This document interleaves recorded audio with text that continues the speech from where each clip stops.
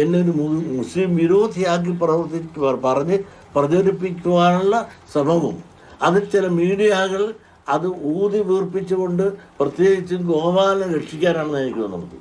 ഗോപാലൻ്റെ വിഷയം കൊണ്ടുവരുന്നതിന് പകരം എൻ്റെ വിഷയം കൊണ്ടുവന്നിട്ട് ഗോപാലകൃഷ്ണൻ്റെ വിഷയം താത്തി ഗോപാല സ്നേഹികളാണ് പലരും.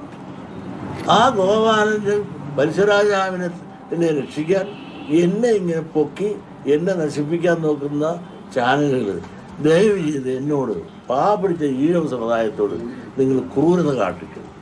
ഞങ്ങൾ എന്നും ശബരിമലയിൽ തന്നെ നിങ്ങൾ ആലോചിച്ച് നോക്ക്. അവിടെ തന്നെ പള്ളി കെട്ടണമെന്ന് പറഞ്ഞപ്പോൾ പള്ളി കെട്ടാൻ കൂട്ടുന്നവരല്ലേ ഞങ്ങൾ. നിലയ്ക്കൽ അങ്ങനെ എന്നും മതസൗഹാർദ്ദത്തിന് മാതൃകാപരമായി പ്രവർത്തിച്ച പാരമ്പര്യമാണ് SNDP യോഗത്തിലുള്ളത്.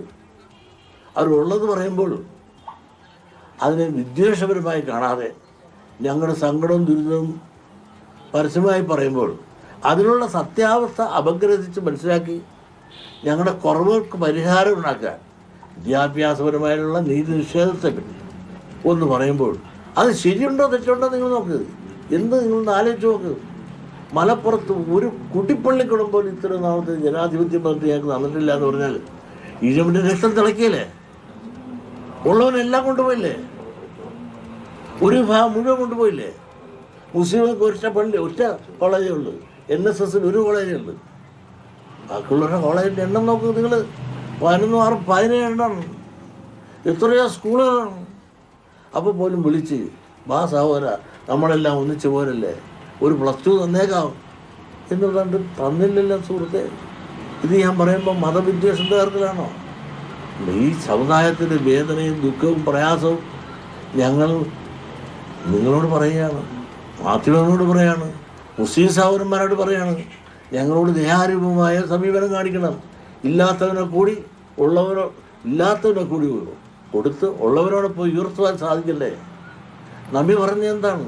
ക്രിസ്തു പറഞ്ഞതാണ്.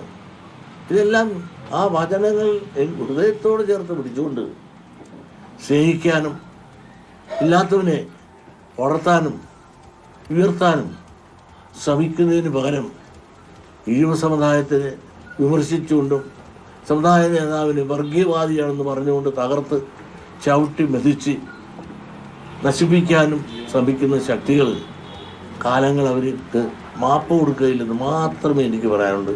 ഇവരോട് ആരോടും എനിക്കൊരു വിദ്വേഷമില്ല, ഒരു മുസ്ലിങ്ങളോട് വിദ്വേഷമില്ല. മുസ്ലിങ്ങളോട് വിദ്വേഷപരമായ ഒന്നും ഞാൻ പറഞ്ഞിട്ടുമില്ല. പറയാത്തതും പറയുന്നതും എല്ലാം കൂട്ടിച്ചേർത്തുകൊണ്ട് ഈഴവ സമുദായത്തെ SNDP തകർക്കാൻ നോക്കുന്ന ശക്തിയുടെ ലക്ഷ്യം എന്തെന്ന് ഞാൻ പറഞ്ഞു കഴിഞ്ഞു. അവരുടെ വ്യക്തിപരമായ ചില താല്പര്യങ്ങൾക്ക് ഞാൻ കൂട്ടു നിൽക്കാതെ വന്നപ്പോൾ എന്നെ തകർക്കുക, എൻ്റെ സംഘടനയെ തകർക്കുക എന്ന ആ ലക്ഷ്യത്തോടു കൂടിയാണ് ഇന്നത്തെ മുസ്ലിം നേതൃത്വം ശ്രമിക്കുന്നതെന്ന് പറഞ്ഞാൽ അത് എതിർക്കാൻ സാധിക്കുമോ?